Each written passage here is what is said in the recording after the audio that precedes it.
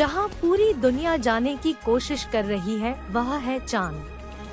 एक के बाद एक अमेरिका हो या रूस, चीन हो या अब भारत देश चांद पर गया, लेकिन आपने कभी सोचा है चंद्रमा की दुनिया कैसा है? चांद पर मिट्टी है या पत्थर, समुद्र है या नदियाँ पहाड़ है या रेत के मैदान पानी है या कुछ और? चांद की धरती पर एलियन है या इंसान? तो चलिए दोस्तों, अगले कुछ देर में ले चलते हैं आपको चांद के शहर पर। तो चलिए अब शुरू करते हैं चांद की सफर। धरती से चांद की दूरी लगभग 3,84,400 किलोमीटर है। पृथ्वी से चांद तक पहुंचने में सबसे कम समय 4 दिन अमेरिका को लगा है। वहीं हम चंद्रयान के रास्ते से चांद पर जाते हैं तो लगभग 40 दिन का समय लगेगा। चांद की जमीन पर उतरने के बाद जो हमें सबसे पहले दिखेगा वह होगा चांद का जमीन। चांद के जमीन आपको उबड़ खाबड़ नजर आएगा। चांद के जमीन पर आपको हर तरफ गड्ढे दिखाई देंगे। जब आप चांद के जमीन पर खड़े होकर ऊपर की ओर देखेंगे तो आपका हमारा खूबसूरत ग्रह पृथ्वी नजर आएगा, जिसमें पृथ्वी अपने कक्ष में साफ साफ घूर्णन करते हुए नजर आएगी, लेकिन आसमान में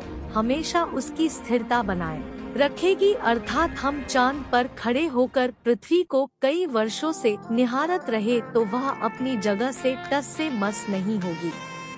चांद के गुरुत्वाकर्षण पृथ्वी से 6 गुना कम है, यानी चांद के जमीन पर जाने के बाद हमारा वजन 6 गुना कम हो जाएगा। यदि पृथ्वी पर आपका वजन 60 किलो है तो चांद पर आपका वजन 10 किलो हो जाएगा। यदि चांद के जमीन पर उतरने के बाद आप अपने आप को काफी हल्का महसूस करते रहे होंगे, आप इधर उधर आसानी से उछल पाएंगे। इसी कारण नील आर्मस्ट्रांग जब चांद पर चल रहे थे तब कूद कूद कर चल रहे थे, क्योंकि दोस्तों पृथ्वी की तरह चांद पर चलना संभव नहीं है। चांद की सतह पर नील आर्मस्ट्रांग और उनके साथियों के कदम की निशानी अभी भी स्थित है, क्योंकि दोस्तों वहां हवा न होने के कारण अभी तक है नहीं मिटा है। चांद को पृथ्वी का चक्कर लगाने में लगभग 3 दिन लग जाता है और अपने अक्ष पर भी चक्कर लगाने में इतना ही टाइम लग जाते हैं।